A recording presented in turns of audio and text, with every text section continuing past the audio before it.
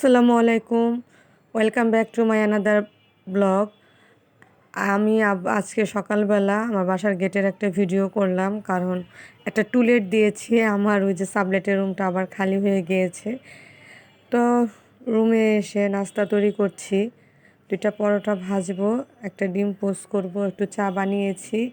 আজকে কলেজে যাইনি মেয়েকে দিয়ে আসতে, আমার শরীরটা তেমন ভালো না, এজন্য যেতে পারিনি। তো এটা মেয়ের নাস্তা। আমি নাস্তা কিছুক্ষণ আগে বানিয়ে করেছি আমার মার সাথে, এখন মেয়েরটা ভেজে দিচ্ছি। যাই হোক, মচমচা করে পরোটা 2টা ভেজে একটা ডিম পোস্ট করে দিব। আসলে সময়টা খুবই খারাপ যাচ্ছে, বাংলাদেশের যে পরিস্থিতি, এই পরিস্থিতিতে আমাদের মতন মধ্যবিত্ত মানুষের বেঁচে থাকাটাই এখন কঠিন চ্যালেঞ্জ হয়ে দাঁড়িয়েছে। আর সবচেয়ে বেশি কঠিন চ্যালেঞ্জ এই কারণে হয়ে দাঁড়িয়েছে, কারণ দেশের দেশে এখন আইন শৃঙ্খলা তেমন নেই।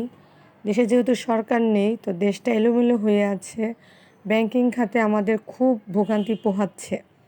তো শোল মাছ এনেছিলাম, শোল মাছ একটু ভুনা করব মেয়ের জন্য।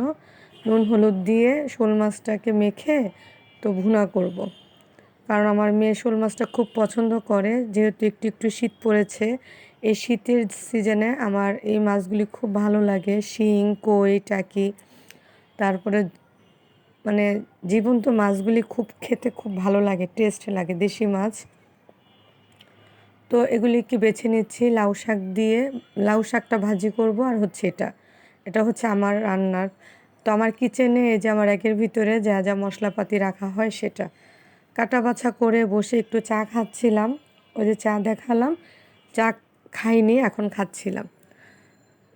কাটা বাছা করালাম, আমার আম্মা কাটা বাছা করে দেয় সব সময়।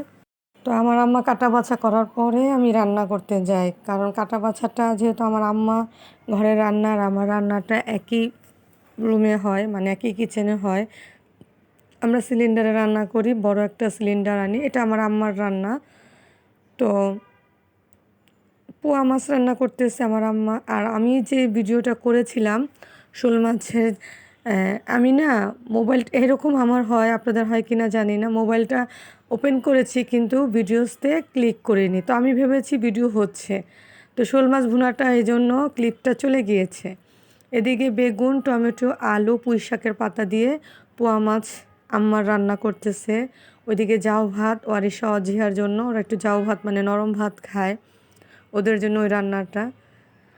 তো দেশের ব্যাংকিং খাতে খুবই কষ্ট পোহাতে হচ্ছে, কারণ ব্যাংকে গেলে দেখা যায় যে প্রচুর সিরিয়াল, আবার আমার ভাইয়ের বউয়ের কিছু ডিপিএস আছে।